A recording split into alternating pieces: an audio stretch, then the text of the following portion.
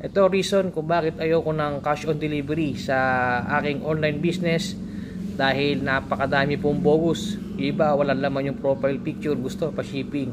Wala tayong assurance na kukuhanan nila. Mangyayari po kasi niya pag cash on delivery, konti na nga lang ating tubo, ipapa-shipping pa natin yung item.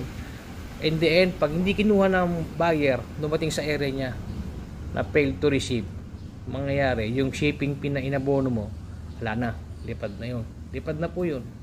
Tapos abono ka rin sa bubble wrap at sa packaging at sa gasolina, yung transportation pagpunta mo, kung ano bang courier mo, kung punta ka ng JNT, LBC, JRA, yan, diba, logi ka na. Pinaka worst, yung item mo magka-damage pagbalik sa'yo, lugi ka na, hindi mo na maibebenta yan. Kaya strictly payment first policy po tayo sa RR731 Moto Online Shop. Feel free to verify us, legit po tayo. At ang aking YouTube channel is Ralph731TV at ang aking page is RR731 Moto Online Shop. Legit po tayo since 2011. Matagal na po tayo online seller at maraming salamat po sa mga nagtiwala sa akin.